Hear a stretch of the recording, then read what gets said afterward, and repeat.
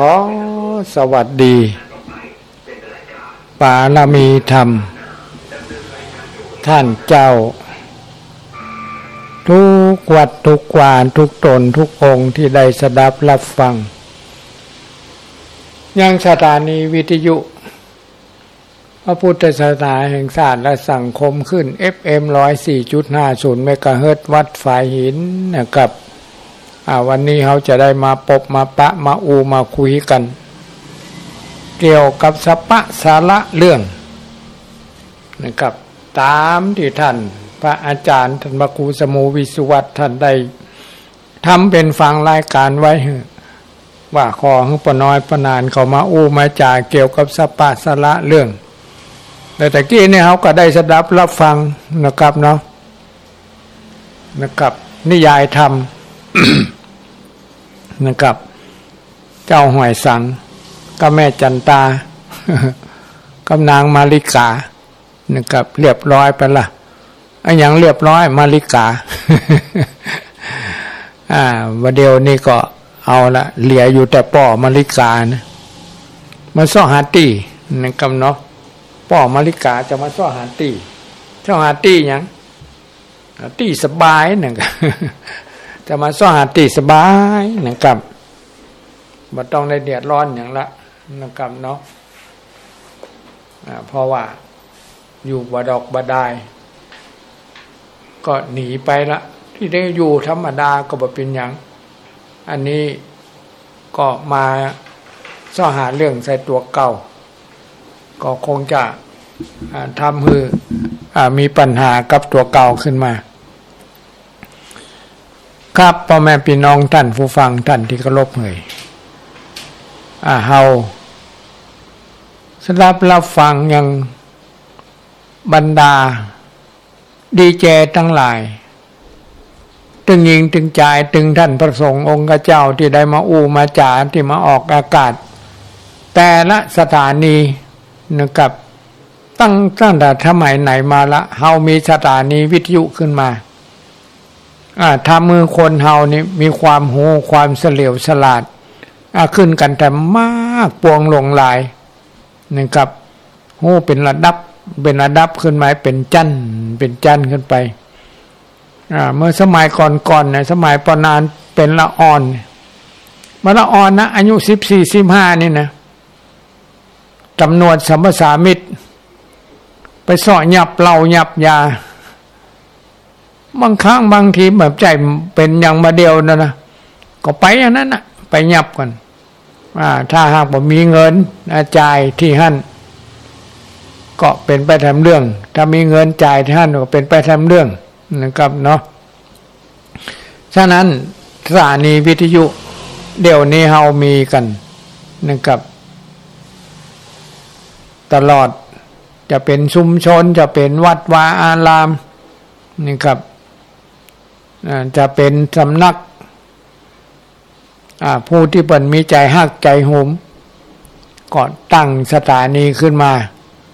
ก็แสดงว่ากัดช่วยประเทศชาติเหมือนกันนั่นนะเพราะต้องเสียภาษีกันนะครับแล้วก็มีบรรดาดีเจมามาจ่าถ้าว่าจะเอาแบบเบาโบราณกับหมูปอน้อยปอนานถ้าเอาจะแบบสนุกสนานนะครับเนาะ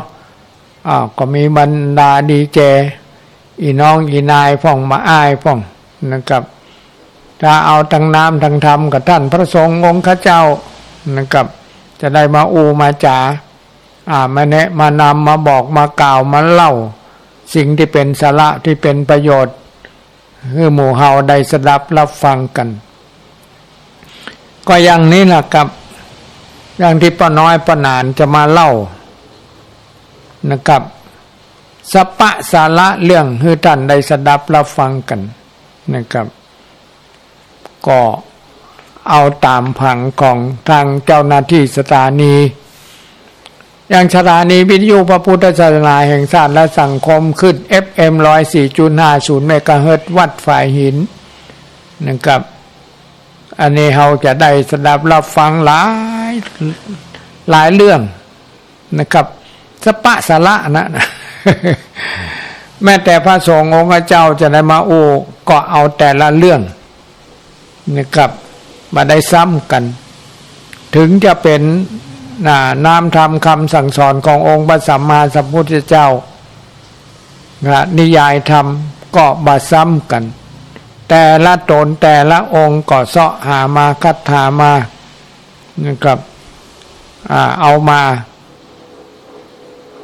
มาจ๋าฮือพ่อแม่พี่น้องได้สดับรับฟังแล้วก็ต้องให้มีสาระโดยนะครับเนาะอันนั้นน่ะท่านเจ้าก็เอาสิ่งที่เป็นสาระมาเปรียบเทียบมามาจ๋ามาแนะมานำมาบอกมากล่าวมาเล่านะครับอย่างพ่อน้อยพ่อนานก็จะได้มามาจ๋าเหมือนกันมาเล่ามาคุยเกี่ยวกับเรื่องนาต่างๆนะครับตามหิตเก่าหอยเดิมกันนะครับเนาะตามจารีตหิตหอยป่าเพณีอันมีมาแต่เก่าแต่ก่อนนั่นเนาะเฮาบ่ฮือมันสูญหายก็ได้เอามามาจากันนะครับมาบอกมากล่าวมาเล่าครับแม้ตอนกลางวันมีท่านผู้รู้นะครับเปิ้นเปิ้นถามมาเกี่ยวกับ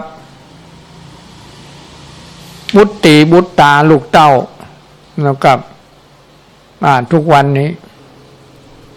ก็พระนานได้ไปเหมือนกันนะครับเนาะมาวันก่อนอีน้องนะครับอยู่ทางห่างดงเปิ้นยังมานะครับเนาะแต่วันนี้เปิ้นได้ท่องได้ถามเกี่ยวกับกิริยามารยาท กิริยามารยาทมันแข็งกระด้างปนาน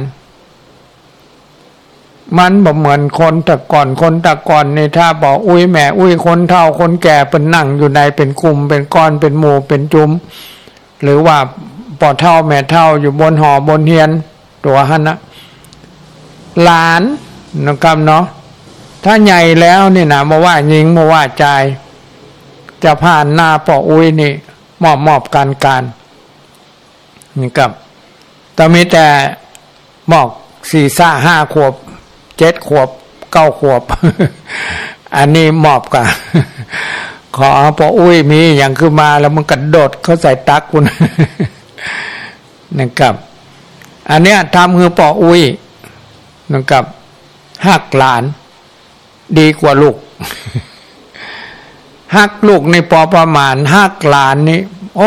นักแก่นะครับเนาะครับก็ถึงวันนี้ก็มาได้หมู่เฮาเหมือนกันลูกตัวเก่านี่มันใหญ่หมดแล้วหรอจันพ่องก็ไปทำการทำงานอยู่ต่างจังหวัดบางพ่องก็มาทำการทำงานอยู่ในบ้านในเมืองของเฮานี่บางพ่องบางกาบางครูบางคนบ่ใหญ่สักอย่าง อันนี้แหละเป็นว่าลูกแต่ละคอกมันจึงมีเดินทางดีและเสียมันจะมีคนหนึ่งเฮอใดนะครับเนาะเบาอย่างสักอย่างนะครับอันนี้แต่เนี่ยพ่อแม่พี่น้องเฮยนะครับแต่ก็บ่หมดเหมือนกันเนอะปนานมาหันมาหลายคอกละบางคอกเนี่ยเปิ้นมีเป็น5เป็น6ดีทุกคนลูกเปิ้นนะครับเนาะดีทุกคนนะครับเพราะว่าพ่อแม่เป็นตัวอย่างที่ดีทำให้ลูกให้หลานได้หู้ได้หันฉะนั้นการที่กิริยามารยาทจะอ่อนน้อมอ่อนโยนอ่อนหวานอย่างใดนั้นมันอยู่ที่ผู้ใหญ่เจ้าแม่เฮยไม่ใช่อยู่ที่ละอ่อนมันอยู่ที่ผู้ใหญ่ปาไปไหนก็ต้องบอกดูเปิ้นนะลูกเนอเปิ้นเนี่ยอย่างใดสิ่งที่ดีที่งามเฮาจำเอานะครับจำเอาพอเอาหันเอาละเฮาก็ต้องได้บอกบ่อย่าปาไปบ่ได้แล้วบ่บ่จาบ่แนะบ่นำบ่บอกบ่กล่าวนะครับจะให้ละอ่อนมันเข้าใจคนเดียวนี่ยากน้อยหนึ่งแต่เป็นบางคนนะครับเนาะ เปิ้นสว่างมานะแล้วเปิ้นก็จะได้สว่างไปอันนี้บ่ยากบางทีนี่ไปหันเปิ้นทำอย่างนั้นทำอย่างนี้มาถึงบ้านบอกกี่วันมันก็เอาสิ่งเหล่านั้นมาทำให้พ่อให้แม่ตกใจเหมือนกันนะครับเนาะว่าลูกเปลี่ยนนิสัยได้ก็เพราะว่าเปิ้นดีมาตั้งแต่ชาติปางก่อนพบก่อนมาถึงชาตินี้ก็มาอยู่กับพ่ออุ้ยแม่อุ้ยอยู่กับพ่อกับแม่พ่อแม่ก็เป็นคนดีฉะนั้นไม่ยากมูนี้ไม่ยากนะครับได้นะครับเนาะสังเกตเฮามาได้แนะนำมาได้จี้จ้องหมอกตางรุ่นเปิ้นไปหันมาแล้วเปิ้นก็ทำได้นะครับก็มีมากปองหลวงหลายพ่อแม่พี่น้องเอ่ยมีมากปองหลวงหลายนะครับฉะนั้นสถานีวิทยุเดี๋ยวนี้เฮามีกันนักนะครับสถานีวิทยุพระพุทธศาสนาแห่งชาติและสังคมขึ้น FM ทั้งนั้นมีหลายที่หลายแห่งนะครับเนาะนะครับจะเป็นชุมชนก็จะเป็นวัดวาอารามทุกวันนี้อย่างวันนี้อย่างปนานได้ออกได้ได้จ่านะครับออกอากาศที่104.50 เมกะเฮิรตซ์วัดสายหินของเฮานี่ครับบางทีนี่สถานีนะครับต่างๆได้รับได้เกาะได้ลิงก์ไปออกอยู่นะครับก็มีหลายสถานีด้วยกันฉะนั้นอีป่อยแม่ท่านที่เคารพทุกท่านเฮาก็ช่วยกันเพิ่มกันเติมครับได้ยินปนานก็ดีท่านพระสงฆ์องค์ก็ได้แนะนำก็ดีเฮาก็ต่อยอดว่าจะไปเฮาไปฟังบ่ได้นะครับอย่างที่ตามชุมชนต่างๆทุกวันเนี่ยอย่างอสมเนี่ยประธานชุมชนเนี่ยนะครับเนาะประธานกองทุนนะครับเนาะหรือว่าท่านเจ้าอาวาส ทางเบื้องบนห้องกันประชุมแต่ท่านก็ไปประชุมนะครับเนาะทุกอย่างไปประชุมมาแล้วถ้าหากว่าอย่างอสมนี่แกนเปิ้นก็บอกกันทั้งเที่ยก็2 คนนะครับเนาะอย่างนั้นถ้าไป2 คนนี่ก็จะมีได้กันกันอยู่แต่ว่าถ้าไปคนเดียวนะครับอย่างที่เพิ่นบอกมานะเพิ่นถามหาเพิ่นว่ามานะครับเพิ่นว่าเอาพระสงฆ์องค์เจ้านะครับเนาะสมาแต่ท่านเจ้าเอ่ยเพิ่นว่าเพิ่นไปประชุมมาแต่ละเที่ยวแต่ตอนที่จะไปประชุมนี่ก็บอกเก่าจะได้ไปประชุมทางอำเภอทางจังหวัดอย่างก็ว่าไปประชุมมาแล้วก็ดักปิ้งนะครับมาหันเพิ่นมามาจ่ามาหันออกแต่เสียงตามทรงตามสายอะไรอย่างก็บ่ได้บอกได้กล่าวนะครับเนาะอันนี้ก็มีนะปนานล่ะมันเป็นอย่างใดเนี่ยก็เป็นอย่างใดก็เฮาก็ไปฮู้ที่ไหนมาน่ะเพิ่นไปประชุมบางครั้งบางทีเฮาไปที่อื่นเราได้ยินเสียงตามสายของชุมชนอื่นถ้าบ้านเฮาบ่ได้ยินเฮาก็ไปยกมือไหว้สาไปถามเฮาก็บอกท่านแต่วันนั้นไปปกควานวัดนั่นน่ะเปิ้นนั้นออกเสียงตามสายเรื่องว่าเปิ้นได้ไปประชุมว่าเฮาบ่ได้ไปกับท่านนี่ก็เฮาก็ต้องออกไปตัวไปอย่างนั้นกะไม่ใช่ว่าวันนั้นไปประชุมมาเนี่ยมาหันมามาจ๋านะครับมาบอกมากล่าวมาเล่าอย่างไหนวัดไหนวาวันพระวันศีลมาหันว่าเดนเฮาไปว่าของพระสงฆ์องค์เจ้าเป็นบาปนะครับเนอะเป็นบาปก็เฮาก็ไปเรียบเคียงเอานะครับเนาะเรียบเคียงเอา ก็บอกว่าวันนั้นไปที่ฮั่นมาไปที่นี่มาก็ได้ยินนะท่านเจ้าคณะตำบลหรือว่าเจ้าอาวาสเปิ่นได้ประกาศเสียงตามสายเปิ่นว่าเปิ่นไปประชุมมาจะนี่จะบอกให้ศรัทธาเนอะให้เราบัดระวังเดี๋ยวนี้มันมีโรคที่มาตามลมพ่องตามสัตว์พ่องมันมีหมากปองหลวงหลายเช่นยุงลายยุงกลป่องนะครับตลอดถึงหมาบ้าหมาว่อนั้นท่านมันได้ไปประชุมกับเปิ้นกานี่นะครับก็ถามบอกท่านก็นึกได้ละนะครับเนาะท่านก็นึกได้ละก็ว่ากระแตนะครับอ๋อไปกาก็ว่าพวกน่ะวันพระพวกน่ะจะโอ้ฟัง มันเกี่ยวกับทางศาสนาถึงนั้นนะครับพระสงฆ์องค์เจ้านะครับฉะนั้นเราจะไปใส่ตรงๆไปนะครับเนาะถึงแม้จะเป็นพระสงฆ์องค์เจ้าก็มีหัวอกหัวใจก็มีจิตมีใจนะครับฉะนั้นเขาจะว่าอย่างจะทำอย่างอีพ่ออีแม่อีน้องอีนายท่านที่เคารพท่านผู้รู้ทั้งหลายนะครับถ้าเกี่ยวกับพระสงฆ์องค์เจ้าถ้ามันเป็นสิ่งที่ละเอียดอ่อนนะครับเนาะเราก็ต้องนอบน้อมนะครับเนาะจะไปแข่งกระด้างกับอย่างอีแม่เพิ่นถามมาอีพี่ถามมาว่าประเดี๋ยวนี้ละอ่อนมันแข่งกระด้างมันบ่อ่อนบ่น้อมเหมือนแบบเบาโบราณนะครับพอกับพ่อว่าอย่างกับพ่อคนเฮามีตัวอย่างเพื่อได้หู้ได้หันนะครับเนาะแต่ละอ่อนนี่ถ้ามาหันตัวอย่างนะมันจำได้ง่ายนะครับสอนฟ้อนเล็บนี่นะก้าวแข่งก้าวตีนเนี่ย1 2 3 4 1 2 3 4เข้าหน้าก็หลังบิดบัวบานอย่างใดเกี่ยวซ้ายเลี้ยวขวาเอาสอนคำเดียวเขาก็เข้าใจแล้วเขาก็ทำกันได้ละนะครับฉะนั้นความจำของละอ่อนมันจำแล้วมันอยู่ในสมองมหา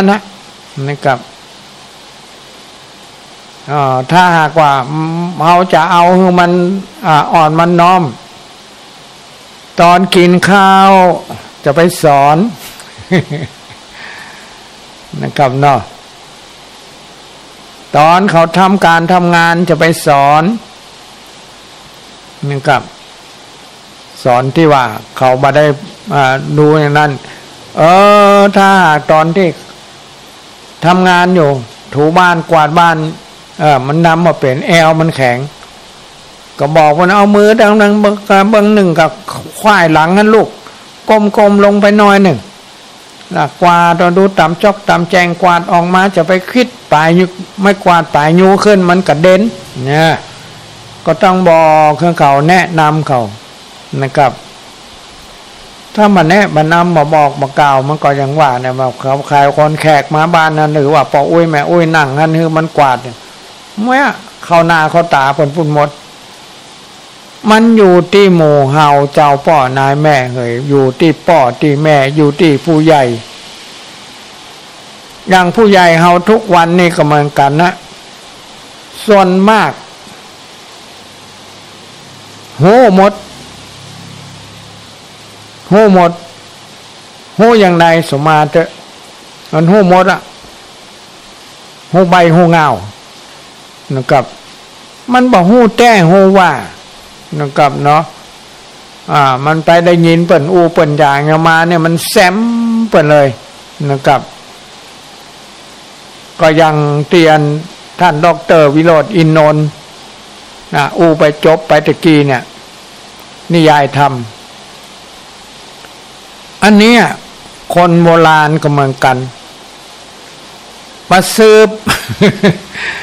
นะครับเนาะใครมาฟ้องใครมาว่าอย่างใดก็เอาละเกิดโกรธโทโมโหละนะครับเนาะทำลายกันละนะครับแต่คนตะก่อนนี่ทำลายบัดถึงตายนะครับเนอะแต่ว่าถ้าจะเอาถึงตายถ้าผู้มีบุญ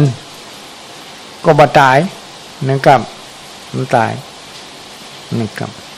เอาใส่แปรลอยน้ำไหลน้ำไปฆ่ามาเป็น คือไปตกน้ำมือเลียไปโจรไปอย่างไปแตกแล้วก็ตกน้ำตายจระเข้หมีพีเงี้ยกิน นะครับอันนี้แหละทุกสิ่งทุกอย่างพ่อแม่พี่น้องเขาจะต้องทำใจนะครับเนาะจะต้องทำใจนะครับทุกวันนี้การสดับรับฟังท่านพระสงฆ์องค์เจ้าหรือว่าท่านผู้รู้ได้มาอูมาจามาบอกมากล่าวมาแนะมานำหมู่เนี้ยเราต้องสดับรับฟังแล้วไหนที่มันบ่เข้าใจจะต้องพินิจพิจารณานะครับเนาะต้องพินิจพิจารณา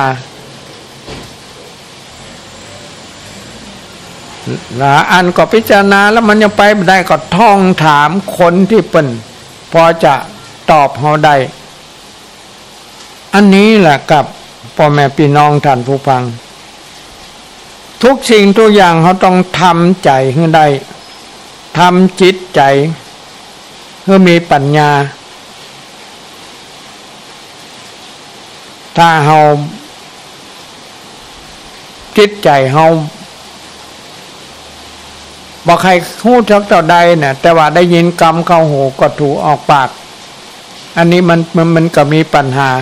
กับตัวเก่านะครับมันมีปัญหากับตัวเก่าฉะนั้นพ่อแม่พี่น้องท่านผู้ฟังท่านที่เคารพเอ่ย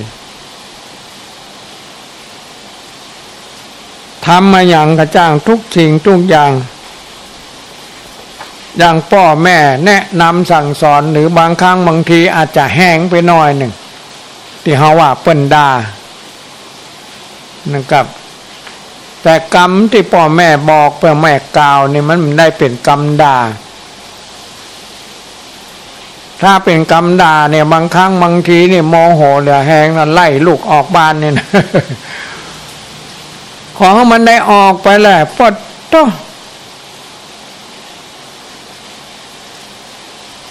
2 ทุ่ม 3 ทุ่มยังมาเข้าบ้านเนี่ยนะใจบดีละกึดถึงตัวเก่าเราเป็นตุกละนะครับบางครั้งบางทีได้ยินประตูบ้านเปิดก็นึกว่าลูกมาแล้วไปพอแต่บัดใจ นะครับอันนี้แหละที่จริงเนี่ยมาตั้งใจเนาะที่จะว่าแต่ว่าที่ว่าไปเนี่ยไม่อยากให้ลูกไปที่ไหนละนะครับแต่ละออนน่ะเขาไล่มันก็ต้องไปนะครับเพราะว่าอะไรมันมีหัวดื้ออยู่นะครับแต่คนอื่นก็ถ้าเปิ่นด่าเฮานี่นะ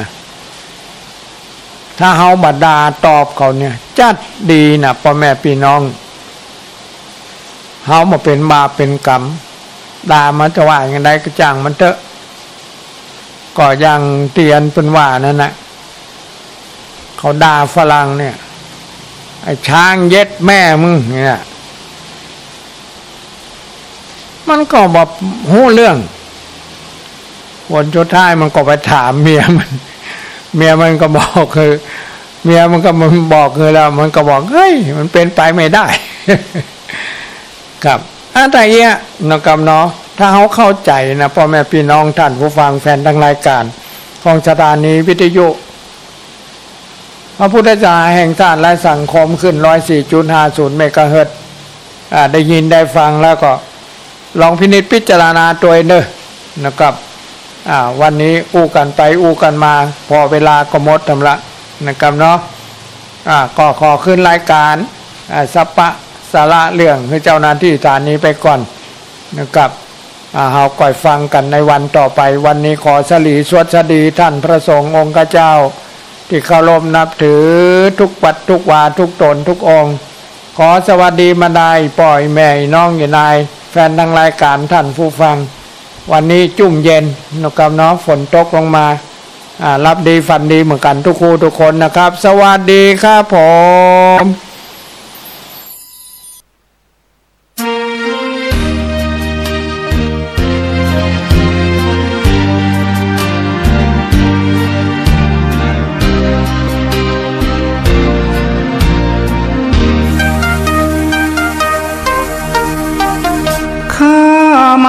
ตายไปเลยดีกว่าให้มันฆ่าเรากิเลสมัวเมาเผามันให้สิ้นอย่าเสียดายอยู่ไปให้มันย้ำมินเกาะกินหัวใจเราสิ้นดีดดิ้นไปตามต้องการองค์พระสัมมาเมตตาสอนสั่งฟังไว้ให้ดีสติเรามีพันยังคงมันหยุดยั้งใจและกายมิให้ฟุ้งซ่านเชื่อคำพระโพธิญาณจงประหารกิเลสทิ้งไปโกรธกันเกลียดกันใจนั้นมันให้รุ่มร้อนอยู่อย่างเบื่อเหนื่อยกายทายทอนทนหม่นมองว่าวุ่นสวงในเธอจ้าเธอหยุดคิดสักนิดได้ไหมเปลี่ยนเกลียดโกรธมาให้อภัยที่เลวร้ายกลายเป็นดีแน่ฆ่ามันให้ตายจากใจดีกว่ามาทรมานกิเลสเผาผลาญทุกวันจนแย่สิ้นลมไปสู่ทางอบายแน่ๆโลกโกรธลงปลงได้มีแต่ความสุขแท้อยู่ในหัวใจ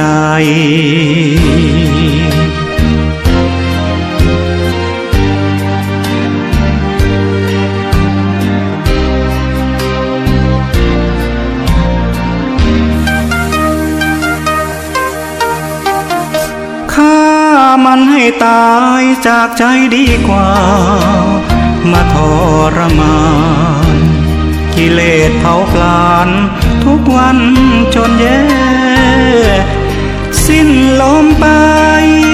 สู่ทางอบายแน่ๆโลกโกรธลงปลงได้มีแต่ความสุขแท้อยู่ในหัวใจ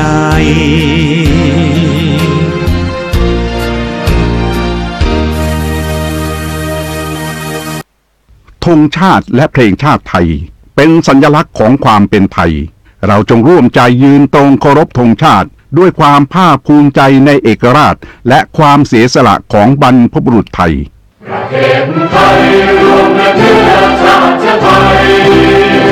เป็นประชารัฐผ้าไทยของไทยทุกส่วนอยู่ดำรง